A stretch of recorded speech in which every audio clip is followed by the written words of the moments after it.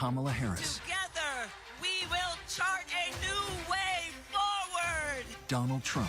We will soon be a great nation again. Face to face, historic. So let's now welcome the candidates to the stage, Vice President Kamala Harris and President Donald Trump. I want to begin tonight with the issue that voters repeatedly say is their #1 issue, and that is the economy and the cost of living in this country. Vice President Harris, you and President Trump were elected 4 years ago, and your opponent on the stage here tonight often asks his supporters, are you better off than you were 4 years ago? When it comes to the economy, do you believe Americans are better off than they were 4 years ago? So I was raised as a middle-class kid. And I am actually the only person on this stage who has a plan that is about lifting up the middle class and working people of America. I believe in the ambition, the aspirations, the dreams of the American people. And that is why I imagine and have actually a plan to build what I call an opportunity economy. Because here's the thing. We know that we have a shortage of homes and housing. And the cost of housing is too expensive for far too many people.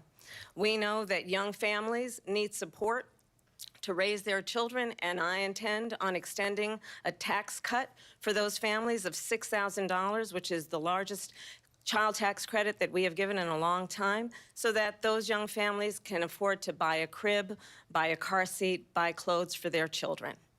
My passion, one of them, is small businesses. My mother raised my sister and me, but there was a woman who helped raise us. We call her our second mother. She was a small business owner. I love our small businesses. My plan is to give a $50,000 tax deduction to start up small businesses, knowing they are part of the backbone of America's economy. My opponent, on the other hand, his plan is to do what he has done before, which is to provide a tax cut for billionaires and big corporations, which will result in $5 trillion to America's deficit. My opponent has a plan that I call the Trump's sales tax, which would be a 20% tax on everyday goods that you rely on to get through the month. Economists have said that that Trump sales tax would actually result for middle-class families in about $4,000 more a year because of his policies and his ideas about what should be the backs of middle-class people paying for tax cuts for billionaires. President Trump, I'll give you 2 minutes. First of all, I have no sales tax. That's an incorrect statement. She knows that. We're doing tariffs on other countries. Other countries are going to finally, after 75 years, pay us back for all that we've done for the world. And the tariff will be substantial in some cases. I took in billions and billions of dollars, as you know, from China. In fact, they never took the tariff off because there was so much money they can't. It would totally destroy everything that they've set out to do. They're taking in billions of dollars from China and other places. They've left the tariffs on. When I had it, I had tariffs, and yet I had no inflation. Look, we've had a terrible economy because inflation which is really known as a country buster. It breaks up countries. We have inflation like very few people have ever seen before, probably the worst in our nation's history. We were at 21%, but that's being generous because many things are 50, 60, 70, and 80% higher than they were just a few years ago. This has been a disaster for people, for the middle class, but for every class. On top of that, we have millions of people pouring into our country from prisons and jails, from mental institutions and insane asylums, and they're coming in and they're taking jobs that are occupied right now by African Americans and Hispanics, and also unions. Unions are going to be affected very soon. And you see what's happening. You see what's happening with towns throughout the United States. You look at Springfield, Ohio. You look at Aurora in Colorado. They are taking over the towns. They're taking over buildings. They're going in violently.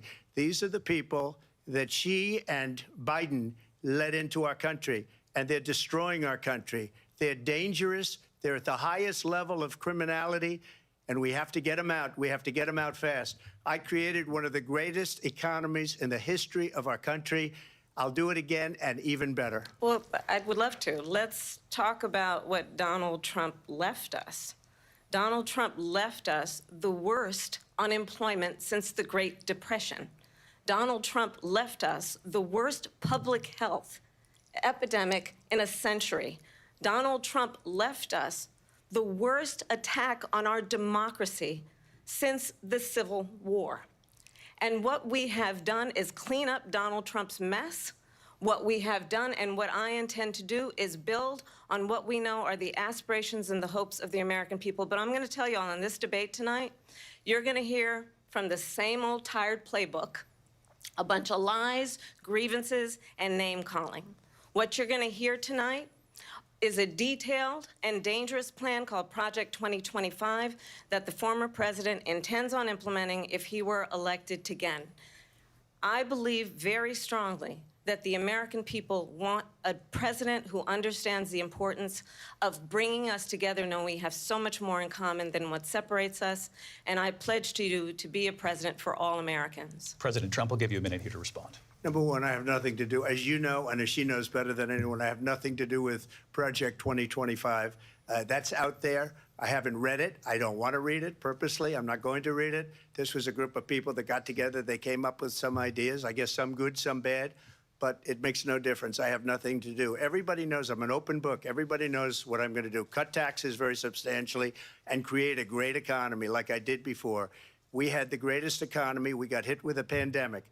And the pandemic was not since 1917, where 100 million people died, has there been anything like it. We did a phenomenal job with the pandemic. We handed them over a country where the economy and where the stock market was higher than it was before the pandemic came in. Nobody's ever seen anything like it. We made ventilators for the entire world. We got gowns, we got masks, we did things that nobody thought possible. And people give me credit for rebuilding the military. They give me credit for a lot of things, but not enough credit for the great job we did with the pandemic. But the only jobs they got were bounce back jobs. These were jobs bounce back, and it bounced back and it went to their benefit. But I was the one that created them. They know it, and so does everybody else. Vice President Harris, I'll let you respond. So Donald Trump has no plan for you. And when you look at his economic plan, it's all about tax breaks for the richest people. I am offering what I describe as an opportunity economy, and the best economists in our country, if not the world, have reviewed our relative plans for the future of America. What Goldman Sachs has said is that Donald Trump's plan would make the economy worse, mine would strengthen the economy. What the Wharton School has said is Donald Trump's plan would actually explode the deficit. 16 Nobel laureates have described his economic plan as something that would increase inflation and by the middle of next year would invite a recession. You just have to look at where we are and where we stand on the issues. And I'd invite you to know that Donald Trump actually has no plan for you because he is more interested in defending himself than he is in looking out for you. That's just a soundbite. They gave her that to say.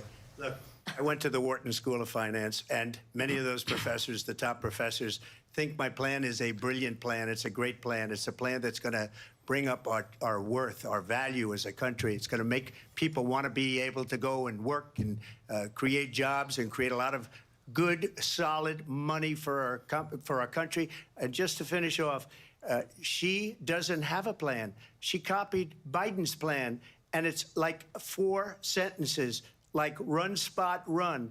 4 sentences that are just, oh, we'll try and lower taxes. She doesn't have a plan. Take a look at her plan. She doesn't have a plan. Mr. President, I do want to drill down on something you both brought up.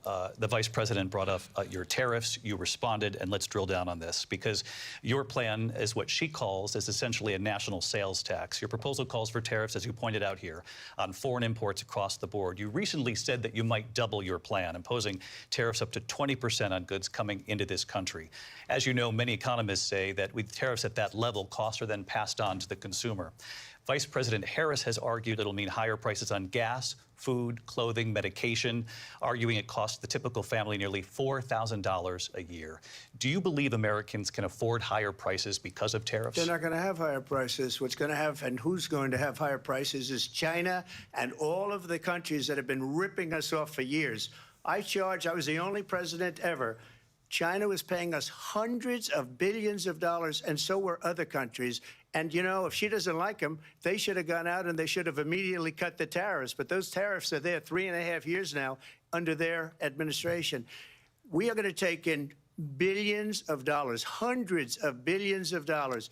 I had no inflation, virtually no inflation. They had the highest inflation perhaps in the history of our country, because I've never seen a worse period of time. People can't go out and buy cereal or bacon or eggs or anything else.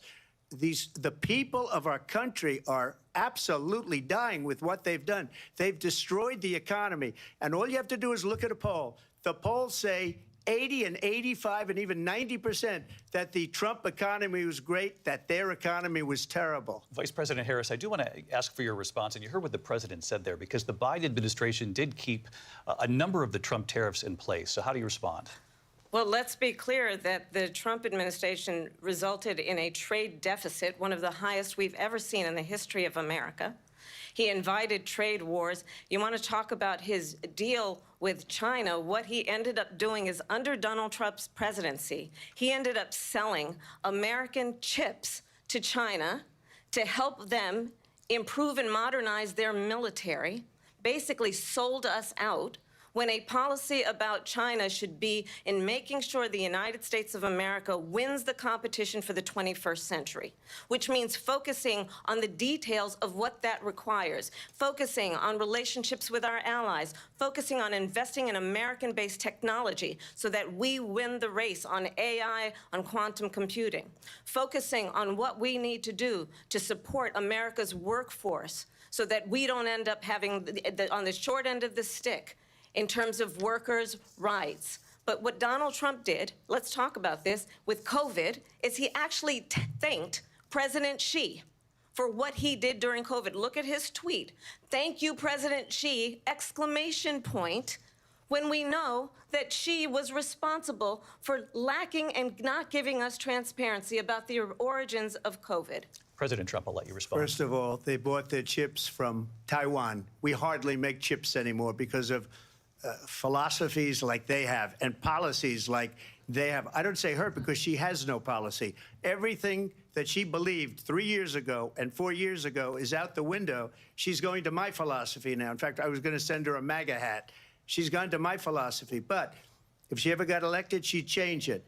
And it will be the end of our country. She's a Marxist. Everybody knows she's a Marxist. Her father's a Marxist professor in economics, and he taught her well. But when you look at what she's done to our country, and when you look at these millions and millions of people that are pouring into our country monthly, where it's, I believe, 21 million people, not the 15 that people say, and I think it's a lot higher than the 21, that's bigger than New York State pouring in. And just look at what they're doing to our country. They're criminals. Many of these people coming in are criminals. And that's bad for our economy, too. You know, you mentioned before, we'll talk about immigration later. Well, bad immigration is the worst thing that can happen to our economy. They have, and she has, destroyed our country with policy that's insane. Almost policy that you'd say they have to hate our country. President Trump, thank you. Lindsay?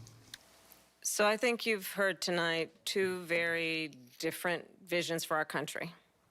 One that is focused on the future, and the other that is focused on the past, and an attempt to take us backward. But we're not going back. And I do believe that the American people know we all have so much more in common than what separates us, and we can chart a new way forward. And a vision of that includes having a plan, understanding the aspirations, the dreams, the hopes, the ambition of the American people, which is why I intend to create an opportunity economy, investing in small businesses, in new families, in what we can do around protecting seniors, what we can do that is about giving hardworking folks a break and bringing down the cost of living. I believe in what we can do together that is about sustaining America's standing in the world and ensuring that we have the respect that we so rightly deserve, including respecting our military and ensuring we have the most lethal fighting force in the world. I will be a president that will protect our fundamental rights and freedoms, including the right of a woman to make decisions about her own body and not have her government tell her what to do. I'll tell you, I started my career as a prosecutor. I was a DA, I was an attorney general, a United States senator, and now vice president. I've only had one client, the people. And I'll tell you, as a prosecutor, I never asked a victim or a witness, are you a Republican or a Democrat? The only thing I ever ask them, are you okay? And that's the kind of president we need right now. Someone who cares about you and is not putting themselves first. I intend to be a president for all Americans and focus on what we can do over the next 10 and 20 years to build back up our country by investing right now in you, the American people. Vice President Harris, thank you. President Trump? So she just started by saying she's going to do this, she's going to do that, she's going to do all these wonderful things. Why hasn't she done it? She's been there for 3.5 years. They've had 3.5 years to fix the border. They've had 3.5 years to create jobs and all the things we talked about. Why hasn't she done it? She should leave right now, go down to that beautiful White House, go to the Capitol, get everyone together and do the things you want to do, but you haven't done it and you won't do it because you believe in things that the American people don't believe in. You believe in things like we're not going to frack. We're not going to take fossil fuel. We're not going to do things that are going to make this country strong, whether you like it or not. Germany tried that, and within 1 year, they were back to building normal energy plants. We're not ready for it. We can't sacrifice our country for the sake of bad vision. But I just ask one simple question. Why didn't she do it? We're a failing nation. We're a nation that's in serious decline. We're being laughed at all over the world. All over the world, they're laughed. I know the leaders very well. They're coming to see me. They call me. We're laughed at all over the world. They don't understand what happened to us as a nation. We're not a leader. We don't have any idea what's going on. We have wars going on in the Middle East. We have wars going on with Russia and Ukraine. We're going to end up in a third world war, and it'll be a war like no other because of nuclear weapons, the power of weaponry. I rebuilt our entire military. She gave a lot of it away to the Taliban. She gave it to Afghanistan. What these people have done to our country, and maybe toughest of all, is allowing millions of people to come into our country. Many of them are criminals, and they're destroying our country. The worst president, the worst vice president in the history of our country.